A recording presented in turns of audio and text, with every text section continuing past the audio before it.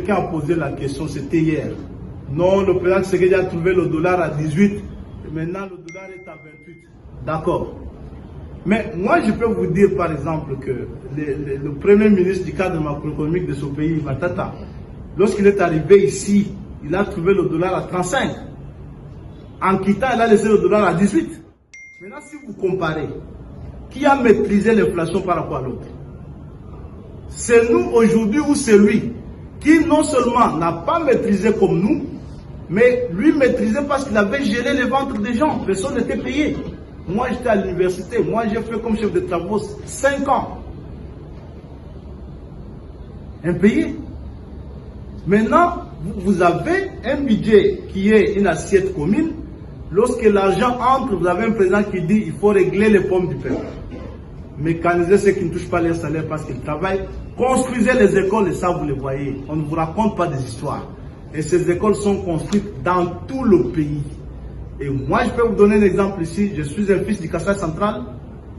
Durant les 18 ans du président Kabila, 18 ans, si je t'amène dans le Kasaï central, je te demande, montre-moi une couche de peinture appliquée sur un bâtiment pendant 18 ans, tu ne me montreras pas. À combien plus forte raison un pont?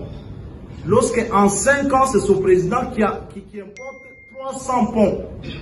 En 5 ans, c'est que les Belges n'ont pas fait en 80 ans. Est-ce que vous pouvez me citer un autre régime qui a dans ce pays ici réalisé 300 ponts pour qu'on parle d'un pays au bord du gouffre?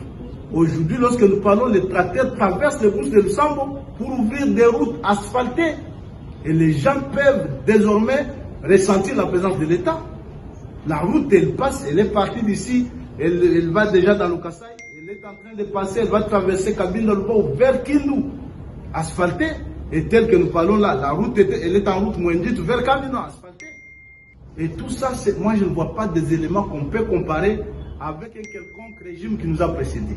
Parce que j'ai entendu quelqu'un qui a dit, même si on parle de la révision de la Constitution, mais comment on va réviser la Constitution pour un pouvoir qui n'a rien fait? Alors il faut qu'il vienne ici me donner l'exemple d'un pouvoir qui a fait mieux que le président Tshisekedi. Et vous avez posé la question du nombre de mandats.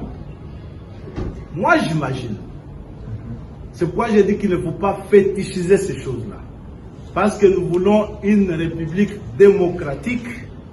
Nous avons intérêt à ce que le pouvoir lui-même travaille dans des conditions de réaliser les vœux du peuple.